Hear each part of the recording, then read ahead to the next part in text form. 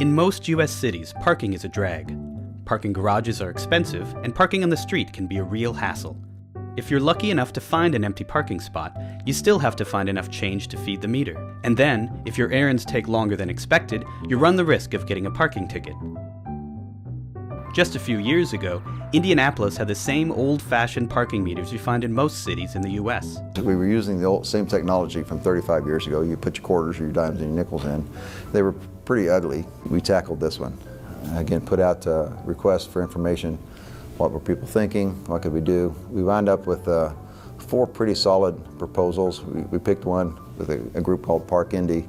It is a 50-year contract. The city has the opportunity to opt out every 10 years. We operate and manage the system, everything from meter collections to meter maintenance. And now, instead of putting those quarters in and that classic scene from the 1950s, that's not what happens anymore. Now people can use debit cards, they can use credit cards, it's all electronic. We have sensors in the ground so you can find a parking spot.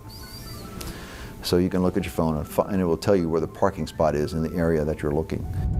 Parking to your left. Indianapolis drivers with smartphones can also use an app to pay. The same app allows people to set an alarm when the meter is about to expire and extend the parking time if they need to. Would the city have done that by themselves? Absolutely not. In 2010, the old city-run parking meter system generated less than $100,000. The new meters managed by Park Indy generated more than $1.4 million for the city the first year they were operational. And over the course of the 50-year lease, the city is projected to make a lot of cash. The estimates for that are anywhere between $350 to $600 million over the life of the contract. And that's on top of an upfront payment to the city of $20 million. Of course, in order to make the deal work, the city had to increase parking meter rates.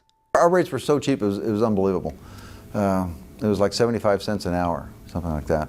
And I think they went up to $1.50 an hour immediately, which is hardly non-competitive. And as I tell people, I don't have salary, I don't have pensions, I don't have infrastructure costs, I don't have maintenance costs, I don't have insurance costs, I just take the money. And we're going to do this for the next 50 years, and that money has to be used for infrastructure. So we've essentially created a very strong infrastructure fund, which is significantly more than if we had just left it the way it was. Why don't more cities pursue these kinds of public-private partnerships? I'm stunned by the number of government officials who don't seem to like the word profit. Like, they don't want a company to make a profit when they work with the government. I'm thinking, why not? The parking deal is the perfect example. They're making a profit, and I'm getting more money. The city's getting more money. What is wrong with that picture?